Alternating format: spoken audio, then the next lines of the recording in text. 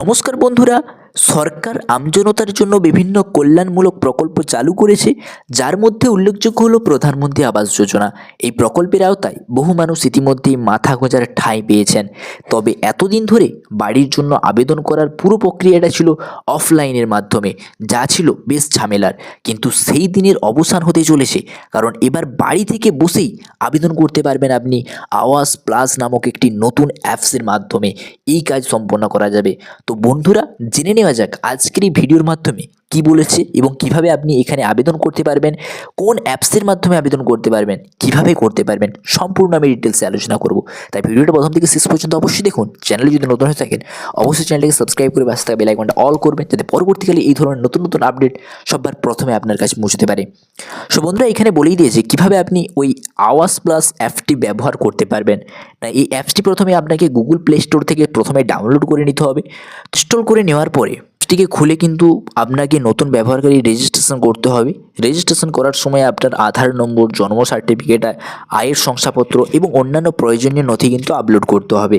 Face ID ও ছবিও সংরক্ষণ করতে হবে।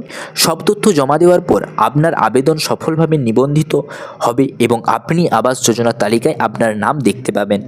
অনলাইনে আবেদনের সুবিধা ও সতর্কতা। অনলাইনে আবেদন প্রক্রিয়া সহজ এবং দ্রুত। এতে সময় বাঁচে, দীর্ঘ লাইনে দাঁড়ানোর প্রয়োজন হয় না এবং নথি জমা দেওয়ার জন্য একাধিক দপ্তরে ছুটোছুটি করতে হয় না।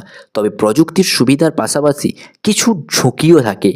অনলাইনে ব্যক্তিগত তথ্য জমা দেওয়ার সময় তথ্য ফাঁসের আশঙ্কা থেকে যায়, যেহেতু আবাস যোজনার আবেদনের গুরুত্বপূর্ণ নথি ব্যবহার করতে হয়, তাই সতর্কতা অবলম্বন করা অত্যন্ত জরুরি।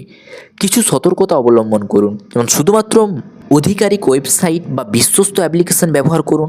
ফিশিং লিঙ্ক বা ভুয়ো অ্যাপ থেকে দূরে থাকুন। ব্যক্তিগত তথ্য এবং নথি জমা দেওয়ার আগে প্রয়োজনীয় নিরাপত্তা ব্যবস্থা গ্রহণ করুন। অ্যান্ড্রয়েড ব্যবহারকারীদের জন্য সুসংবাদ। এখানকার আবেদনের প্রক্রিয়াটি শুধুমাত্র অ্যান্ড্রয়েড ব্যবহারকারীদের জন্য প্রযোজ্য। ভবিষ্যতে এই পরিষেবা অন্যান্য প্ল্যাটফর্মেও কিন্তু পাওয়া যাবে বলে আশা করা যাচ্ছে। সরকারের এই উদ্যোগ সাধারণ মানুষের জন্য অত্যন্ত সুবিধাজনক। সংযুক্তির সাহায্যে গ্রামীণ এবং শহরে অঞ্চলের মানুষের সরকারি সুবিধার অংশীদারি হতে পারবেন। তাই আর দেরি না করে আওয়াজ প্লাস অ্যাপসটি ডাউনলোড করে আপনার আবেদনটি জমা করুন।